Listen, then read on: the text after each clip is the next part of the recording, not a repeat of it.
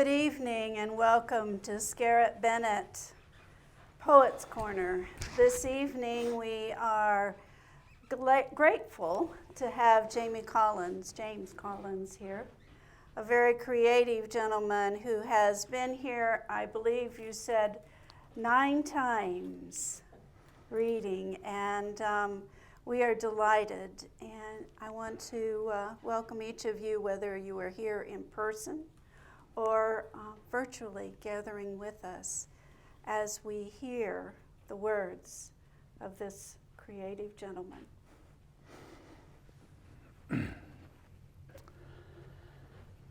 So let me start by just making sure that everybody understands that I'm not in the witness protection program.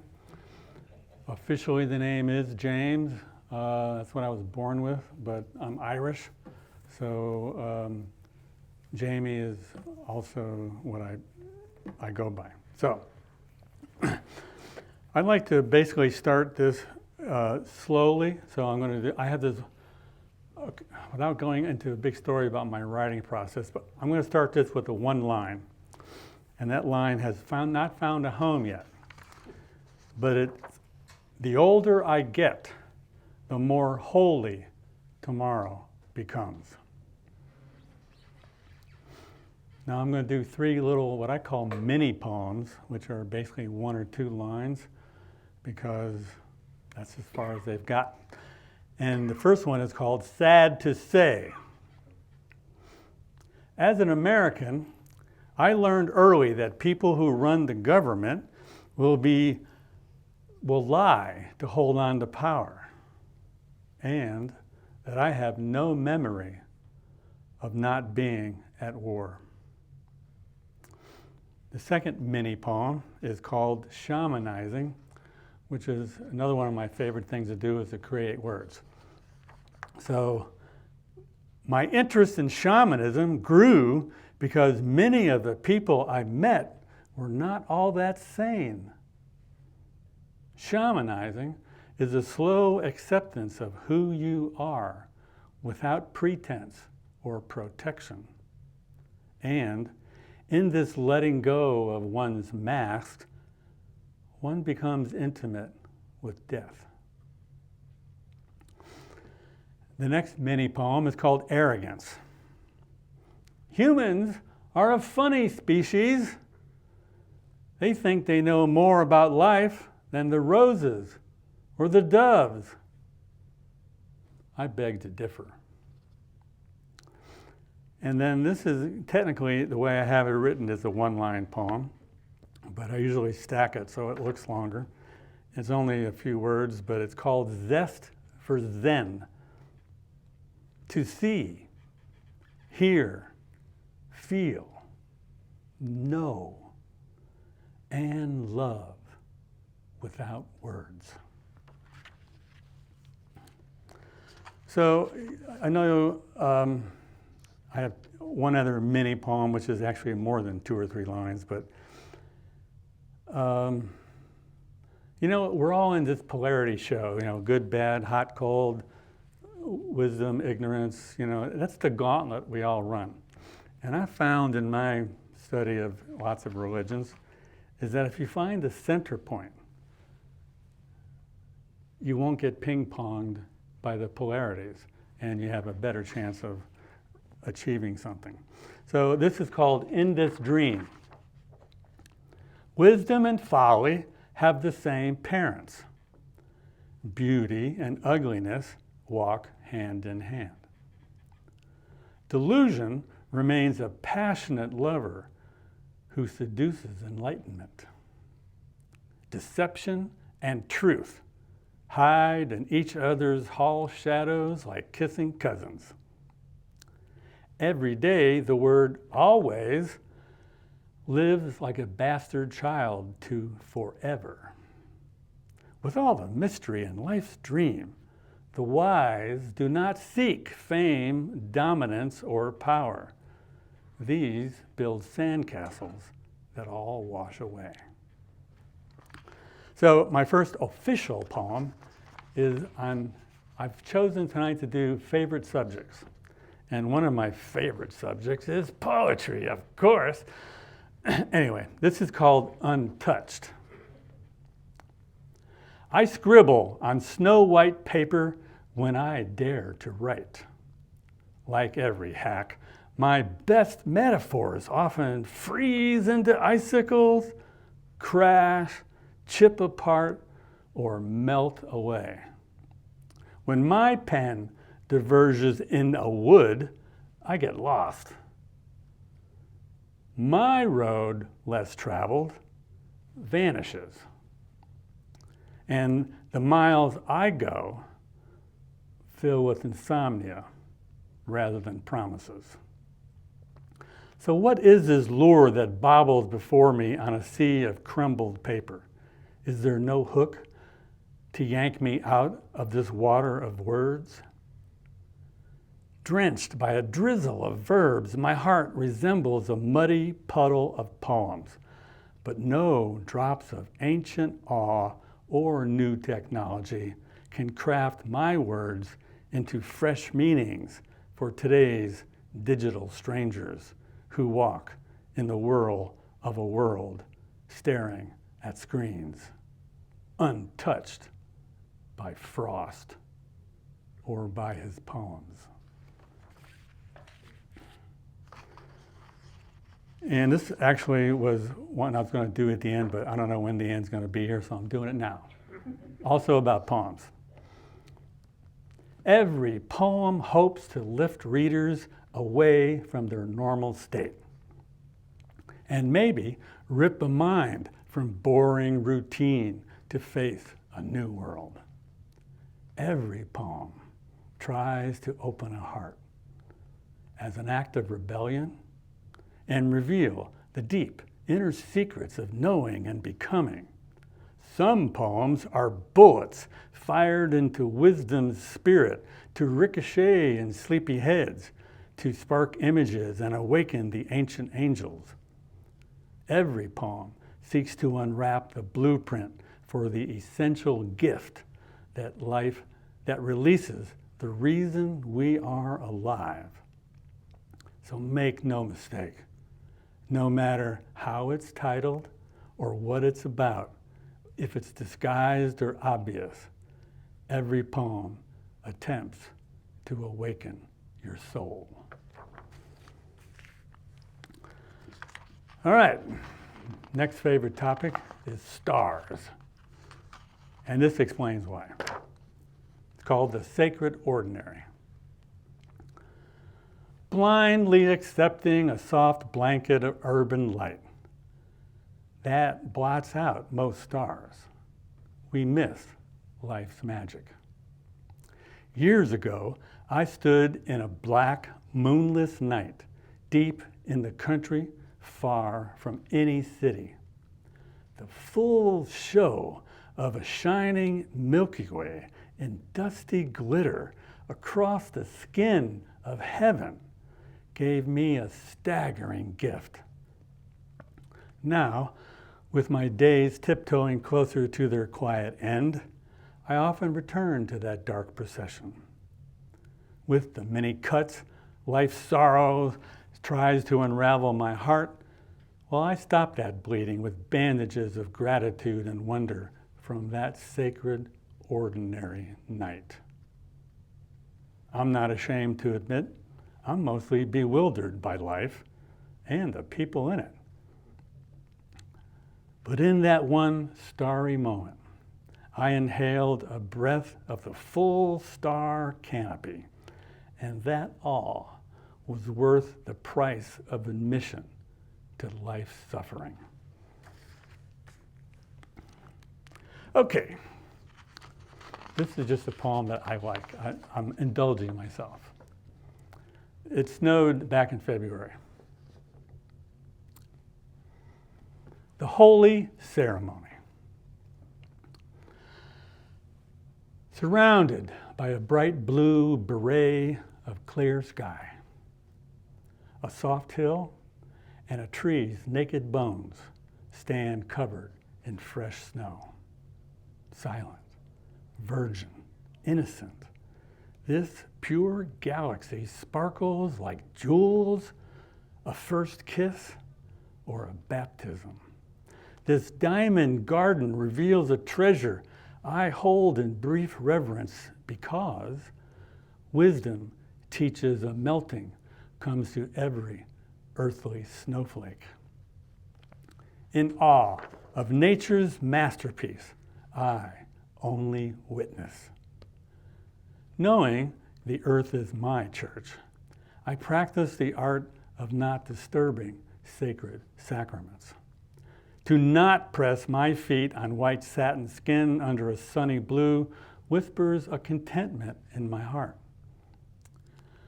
With pearl poems of breath, I sigh in the wind, silvery, soothing, serene. I simply become the sky. A sky that allows every miracle. Clouds do not disappoint, storms rage, newborn dawns never complain or boast. Stepping away from this altar, I whisper a hopeful prayer that I can honor the holy ceremony when the essence of rainbow light infused in my body melts back into the sun's silent love.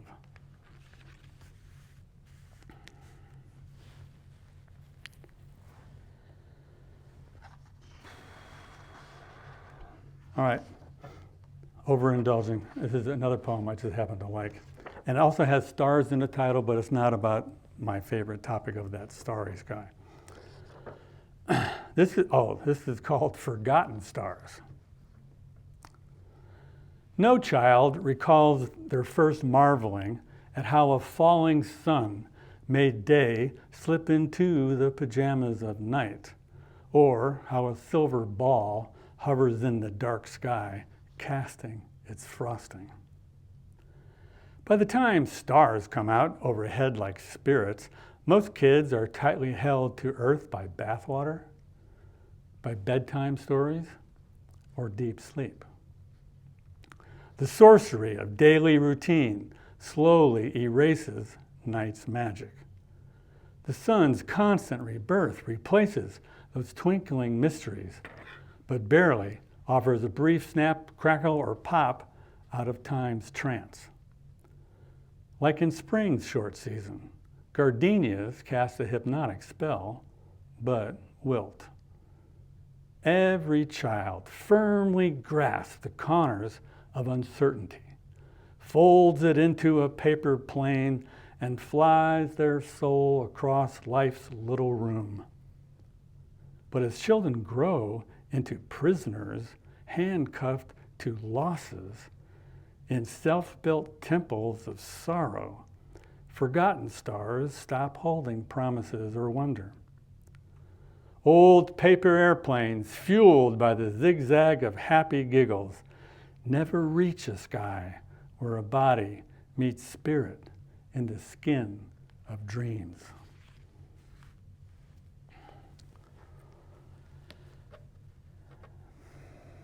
Okay, I spent 4 years in New Mexico and Southern California, 3 years there.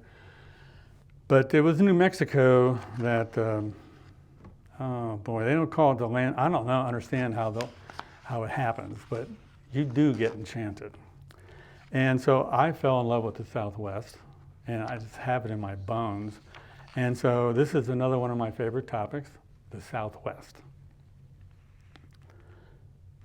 No Night as Still is the title.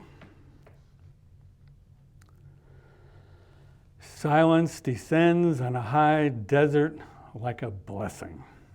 Forests rustle, oceans breathe. A desert sits in prayerful, beseeching stillness. With flat-topped mesas attending, the desert confesses its secret sermon to open sky. Like soft kisses, the oasis of star pearls announce every day's requiem.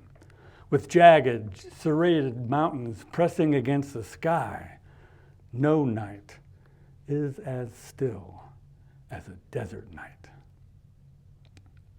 In the tang of sagebrush, ancient rocks, spellbound junipers, and solemn pin oaks, they all listen.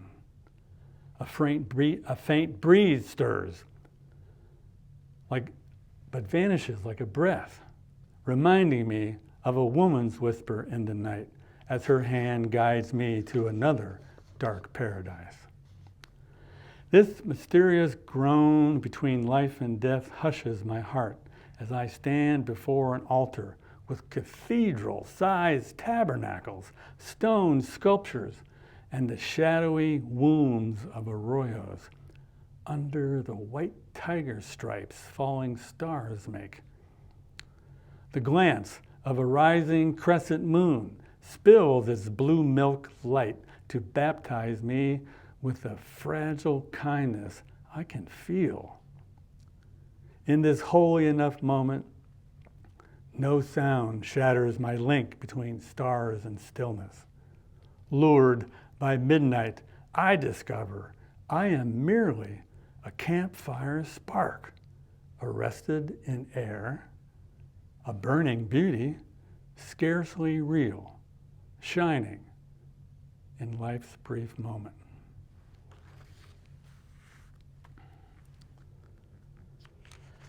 Okay, let's see. And so the fourth or fifth favorite topic is Native Americans. And, well, boy, if I'd say this, I'd really date myself, but I was in a band. Okay, I was in a band. How I got to Custer's Last Stand. I was in a band, and our manager booked us into a Playboy Club circuit of all things. You know, that's how old. That's ancient stuff. But we played in Tampa, New Orleans, St. Louis, on up to Mississippi. We made it to Minneapolis, and that was crazy. The whole thing was crazy, but we ended up there, and we had a week off between the next thing.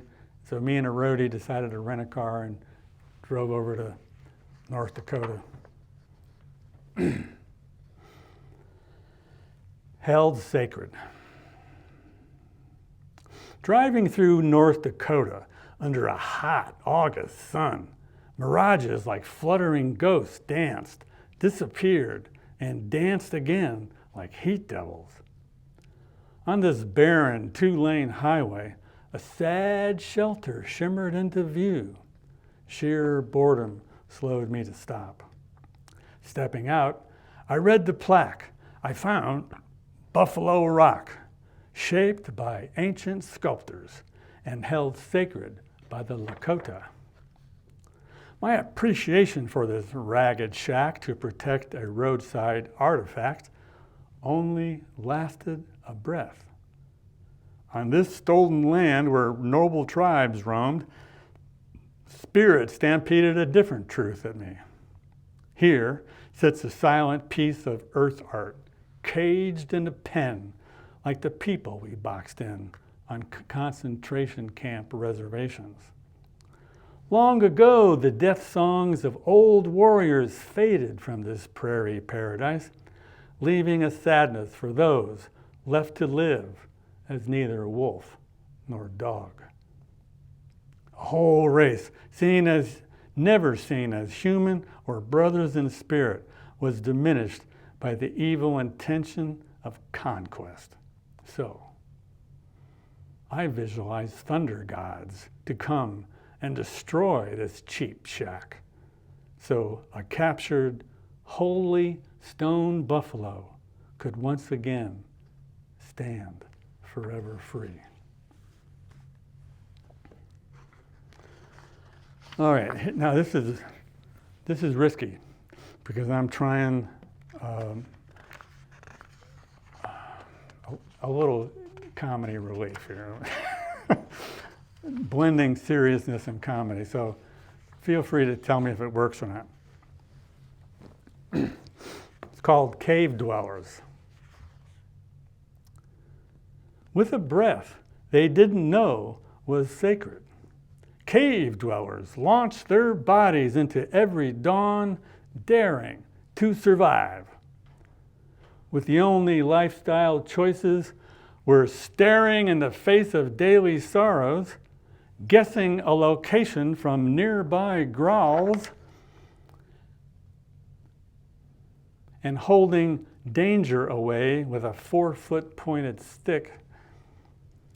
The keeping a fire burning became their only inheritance. With no ravenous culture turning their hearts to stone, they simply held fragile shields of courageous hope. Artists painted cave walls in a great legacy of quiet questions. Imagine the cries of hurling oneself into the vast forces of everyday fierceness just to live, and without coffee.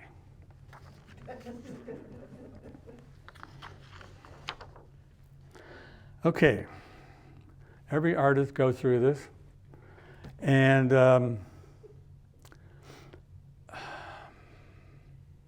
so this is called the dirty work. If cultures dim a voice, break a heart, or turn a soul inside out, circumstances can surely dull a spirit to a weak luster. Fitting in, holding down a job can wear down anyone's stamina. Worldly humdrum offers few answers on how to shine. Navigating a crowd, taking a bus, or risking a cold response from strangers can make any of us slum angels feel like second-class citizens in a third world country. But the wings of a soul are never mediocre. Snobs may claim elite energy, but no person ever presents as plain vanilla, raw chocolate, or casts an inferior shadow. Soul status could be blessed, naive, or beautiful. Wounded, maybe. Old, for sure. But never average. The hypnotic trance of everyday living makes it hard to energize any driven by a dream mojo. Truth is, souls don't come ready-made from heaven. It's life on earth that does the dirty work in the soul-making business.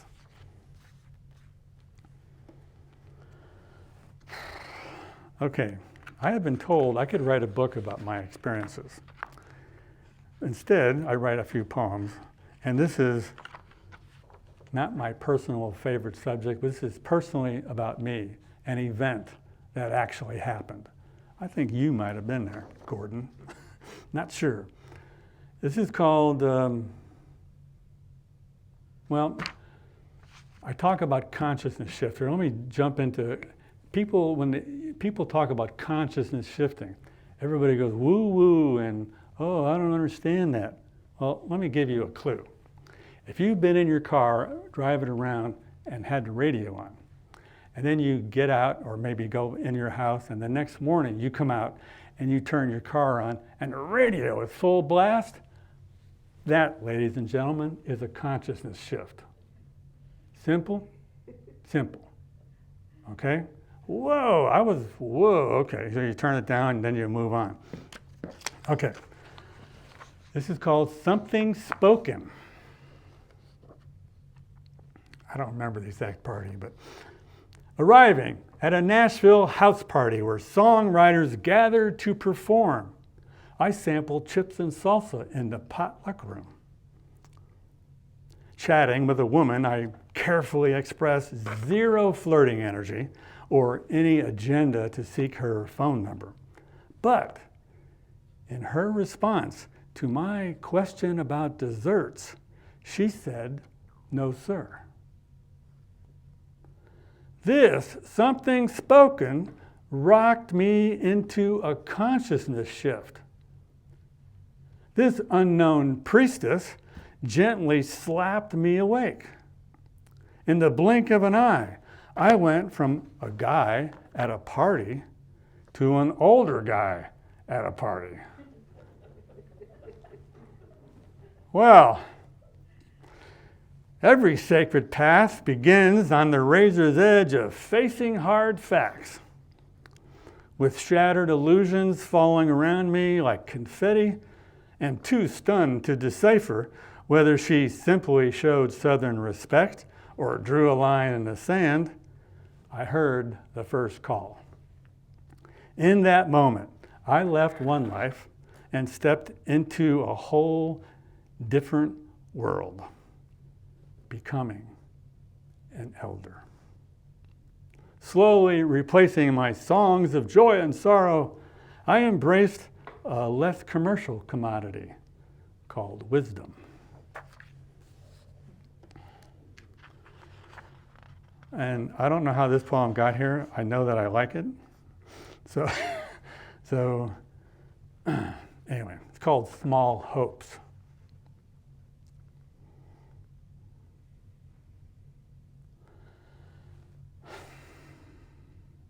By this time on the journey, I know wanting only creates more wanting. From the corner of my life, I find small hopes in a passing smile or a daring eye contact between strangers. One brave soul humming in public helps my heart remember my own song. And that we're supposed to love in this world. Promising not to forget that again, I stumble back on a joyful path because no one finds heaven on a street crowded with fear.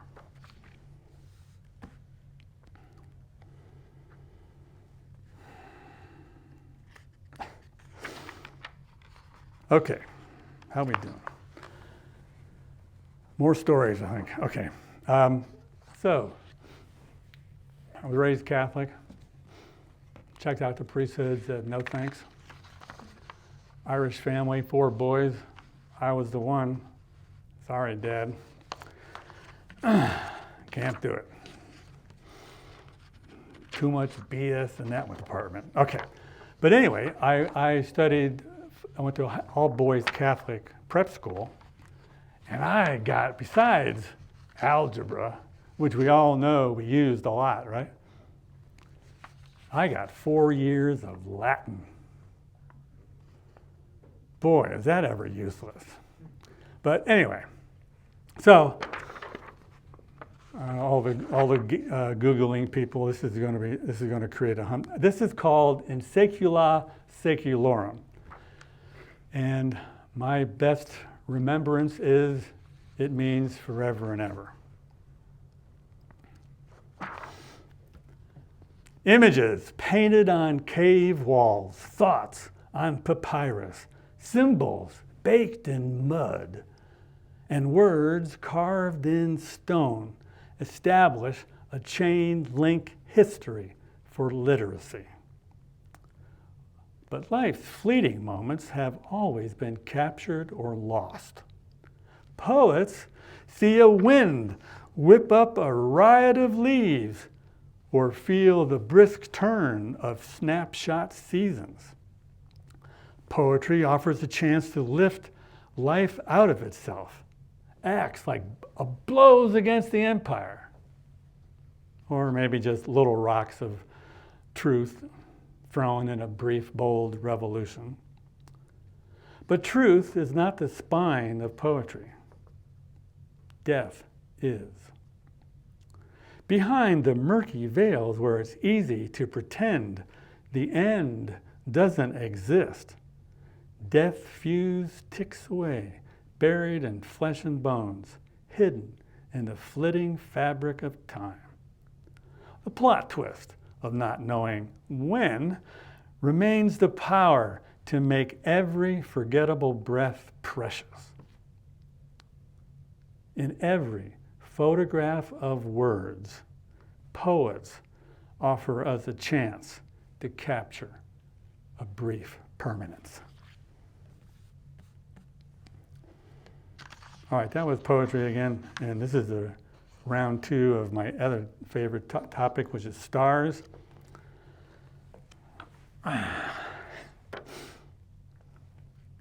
Any dark midnight. Earth flows through a sea of uncertainty, with no horizons, edges, or boundaries. Far from a city's glow, look up at a night sky in any dark midnight. The moment creates a trembling. Knowing and conviction vanishes. A starry sky reveals a universe of questions where mystery remains the only truth. Book a trip to where you can't see your hand in front of your face at night. Allow the sacred dagger of humility to cut the mind free. Let spirit bleed all over any thoughts that claim to know anything. Let awe be born again within the soul. Drink from this bottle of stars. This precious wine of mystery is life's best medicine.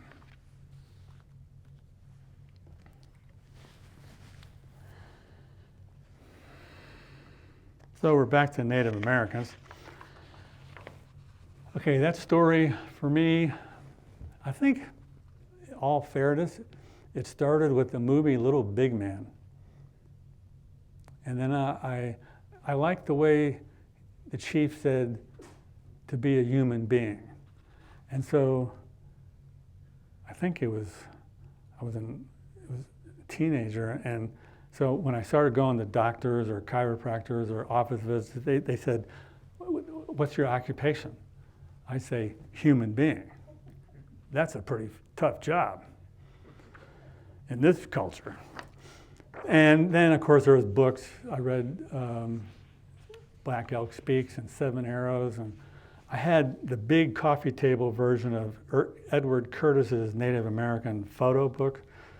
Got tired of carrying it around, but anyway. Native Americans, I don't know where it came from, but to be human. Even our European language separates us. Webster's dictionary defines humans as distinct from animals and the divine. Well, Native American tribes held no dictionaries and wrapped life into a sacred mystery. There was little small talk or gossip because a voice travels on breath, which passes close to the heart. So every spoken word carried a respect that speaking was a holy act. Talking connected one to this great mystery. Used with responsible care, speech created trust, a bond, a communal sense of oneness. By Native American definition, to be human, a two-legged needed to use words sparingly, not lie, and speak with a good heart. And that's how we screwed them over. Sad state of affairs there. All right, so the truth about this poem is I was in Taos, New Mexico. I actually lived in a valley outside of Taos called Valle Escondido, about 8 miles outside of town and halfway between Taos and Angel Fire. Shorten the story, I was actually building a deck for a guy in Angel Fire. So that's, and back to the enchantment part. If you have never seen an aspen tree, they wiggle all the time. It's really kind of funny. I mean, they're just a free moving tree. Anyway, it enchanted me. So this is called Angel Fire Aspens. And this poem fell apart 10 days ago because I thought, oh, this image needs to go set up for that image, and I started to move it. then the whole thing collapsed. 7 rewrites later, here I am, giving it a go.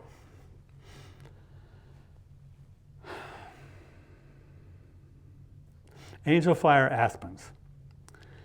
In this valley's last sip of sunshine, the yellow pools that adorn the marble white columns tingle like monarch butterflies emerging from cocoons.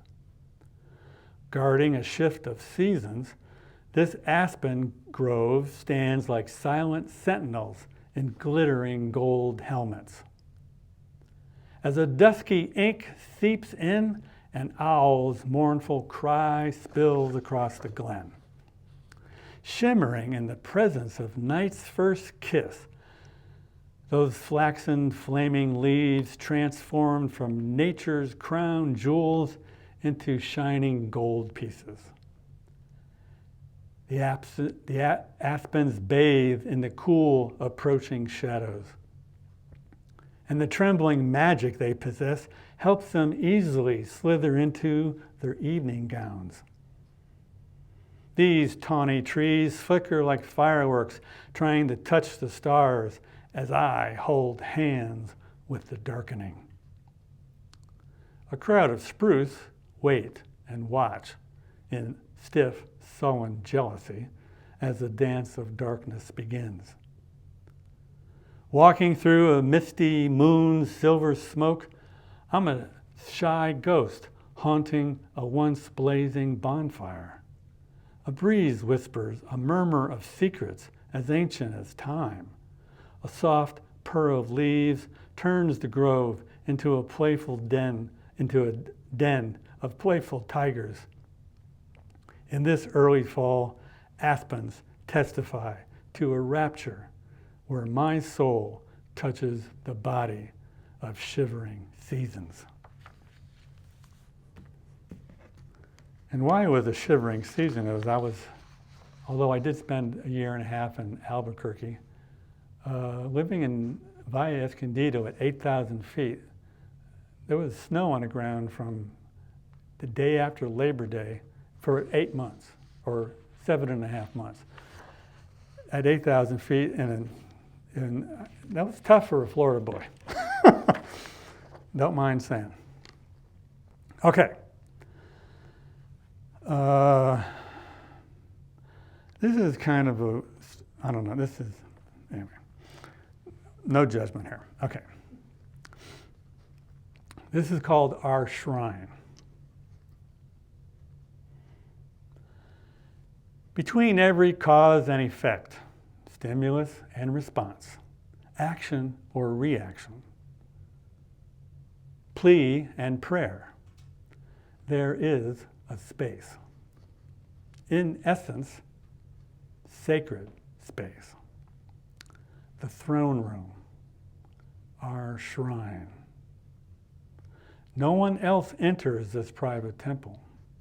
Sacredly, there is only our essence. From this sacristy, we baptize a world by our presence in it. At this chapel's altar, we worship, create, or co-create whatever happens next by our action or response. Moments of peace, or a fire and brimstone reckoning. We live soulfully if we are free of both hero or victim mentality. Whether we're held hostage by the counsel of ego or in our real power, our spirit sits creating a world by choices.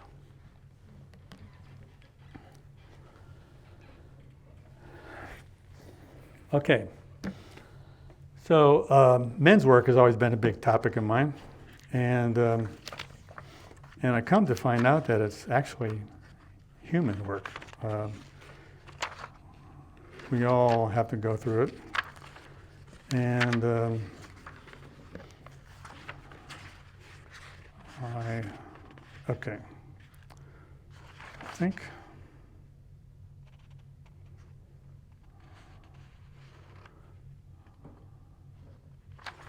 Well,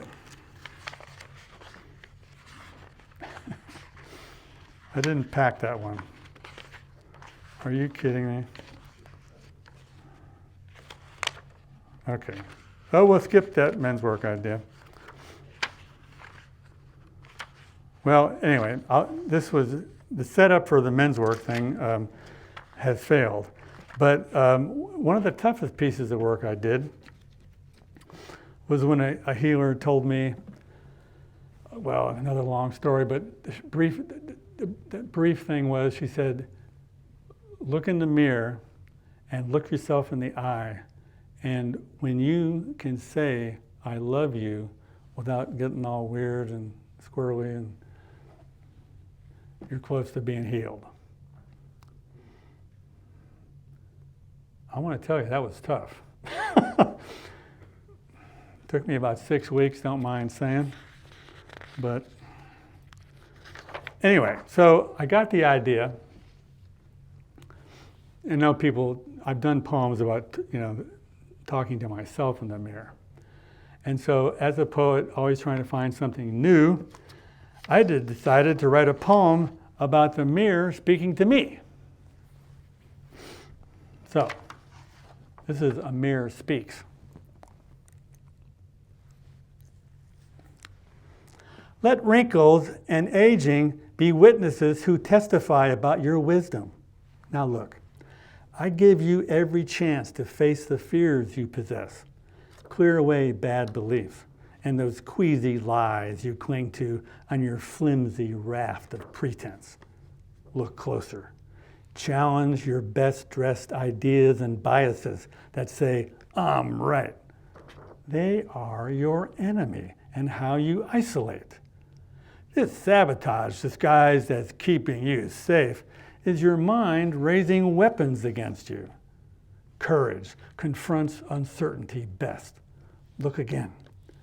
Being wrong or teachable is not treason, but opportunity. Pull off your old worn mask, drop resistance to change, and open your heart. That's how you crack the shell of ignorance. Look here, look. By letting light in, you transform you. You transform you. Look deeper, past appearances. Replace any righteous arrogance with loving acceptance. Allow. The future is always uncertain, so prepare for it. As you dress for any season, every glance in this mirror asks you to keep your heart open. Okay, now we have moved into weird territory here. Okay, so confession. I used to have a great photographic memory, could remember everything. And in fact, I was in a rock and roll band going to college, and why it took 4 years to get out of a 2-year college was because I was in bands. And, hey, can you learn 30 tunes and go on the road for 4 weeks? Oh, sure. How much money is involved? Oh, yeah, I can do that. So I had classes going on while I'm in like crazy towns and playing rock and roll. And when's that test? I gotta make up the test, So I don't. Eventually, the photographic memory went away. But I create a compost box where I write down everything, all these ideas that come. And so I found in my compost box the line, "Don't let your navel collect lint." I thought that was good. And then I went, I can't write a poem about that. So, now I did, years ago, where I might have been here, I did write a poem where in the meditation before the reading, the Spirit said, you must deliver this poem like foghorn leghorn. It's the only way it's going to work. And I went, seriously? And I did, and it worked. So this is not foghorn leghorn, but this is This is kind of like taking the navel idea and turning it into something holy and sacred.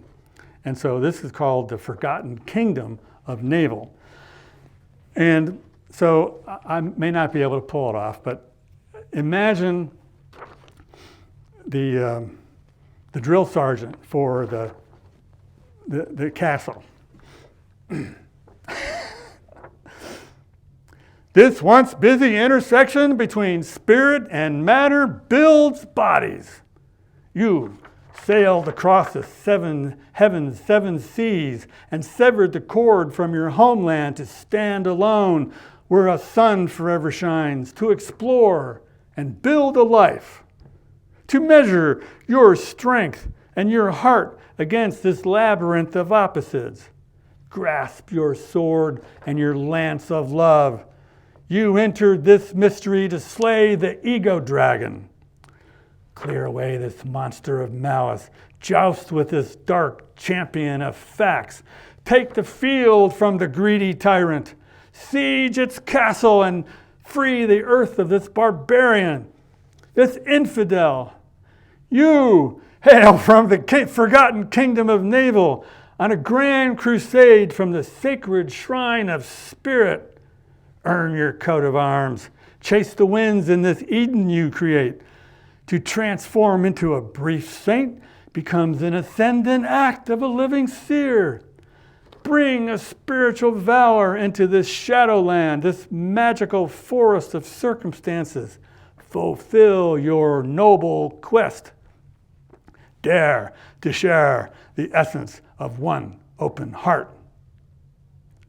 When demons distract, become the impossible presence of spirit on earth.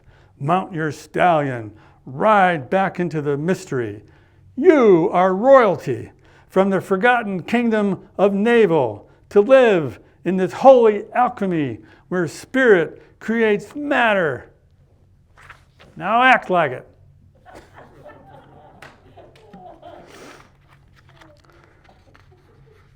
All right, well, that was fun. Although I thought Foghorn Leghorn was better, but okay.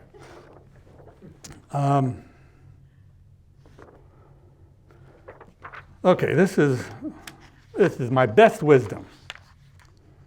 With this gift of life from the cosmic lottery, we tear through the ribbons and bows of promises with the wild abandon of a Christmas morning, only to find our package of skin holds a puzzle.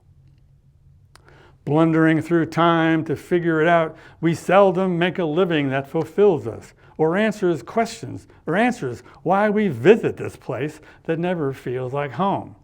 Slowly, I realize we're tourists. Oh my God. Life's diamond holds many facets: hardship, a school, prison term. We hold our suffering dramas within this bag of bones until old age asks us if we found our gift. Have we lived our purpose? Unwrapping this riddle with my best wisdom, I'd say if we're all lost and no lost child knows the way home, it's wise to do your best at what you love without harm, and live your best life.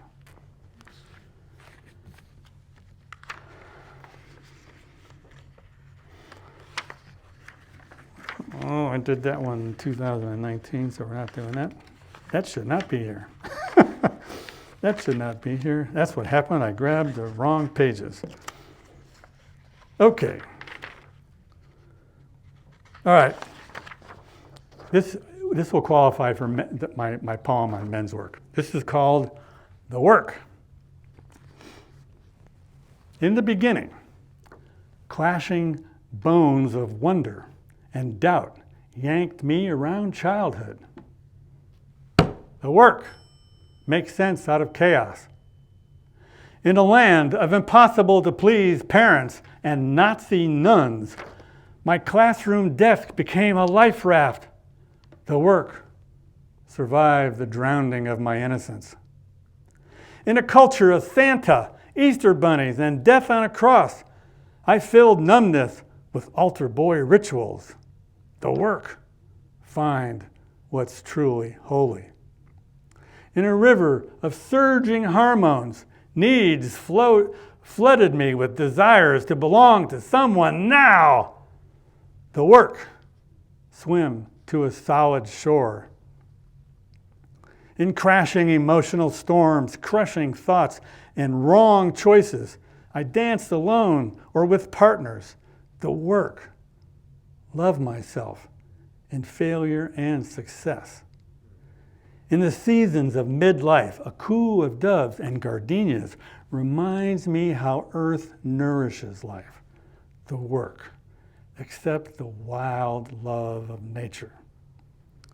And in every butterfly moment, this treasure of transformation explains why I keep coming back to do the work of living this unfinished journey.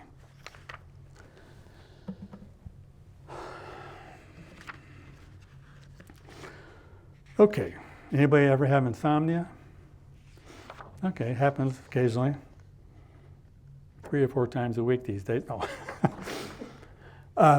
Okay. This is called A Cup of Dreams. As I sip on memories, my mind smears the darkness with a wanting for sleep. I lie down on a dry desert bed, swigging a sour black wine of sighs, thirsty to drink a cup of dreams.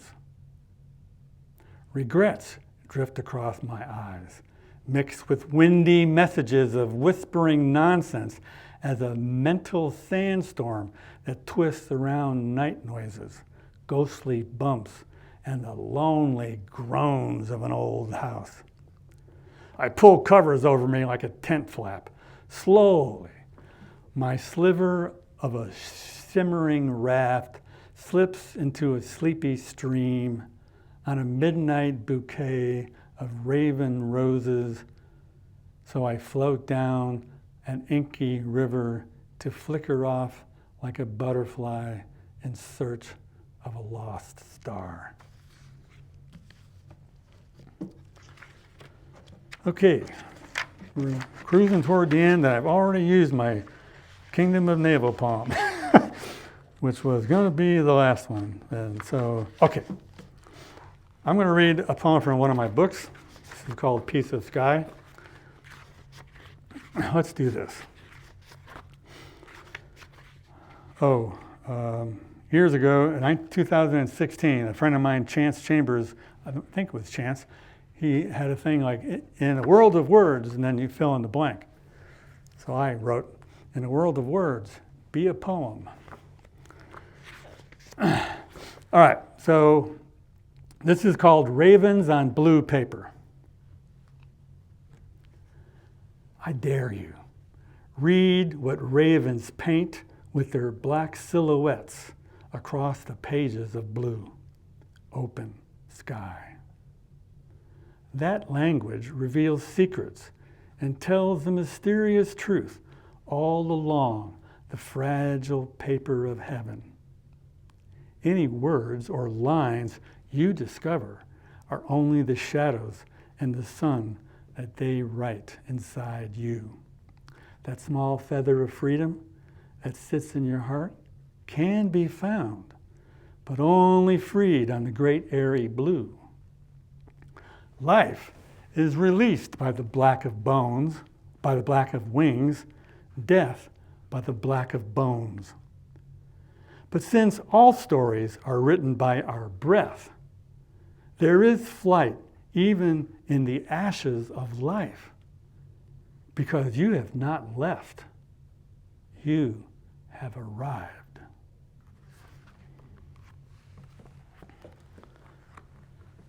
Okay. I wondered why Spirit had me pick this, and I don't know. Okay, never mind. No time. This is from my third book called Spirit of Man, which is not necessarily of flute playing, which is a flute CD called Spirit of Man, but this is not it. This is called So Many Storms. We all go through storms. We all go through stuff. And I'm not trying to claim any kind of thing. But I've gone through hell in a handbasket, boy. People say, you should write a book, dude. Anyway, so many storms. In a life of uncertain weather, one can prepare for almost any kind of storm. Every low pressure creates an intimate front of uncertainty, of floods, of anxiety, of a winter of unrest.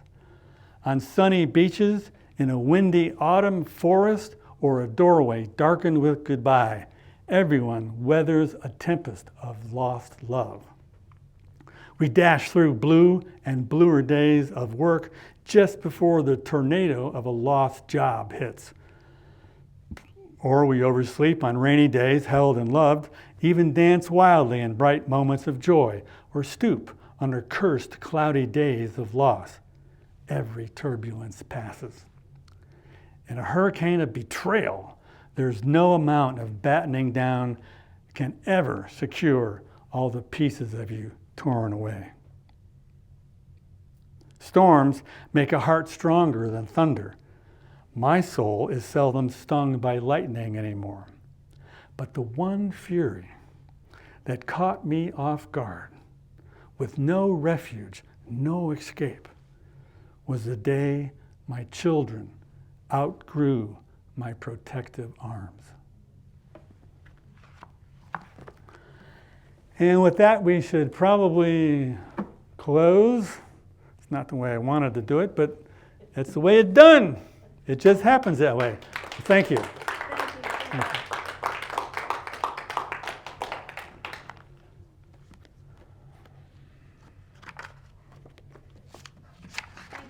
I hope we're off. I got to pick my nose now.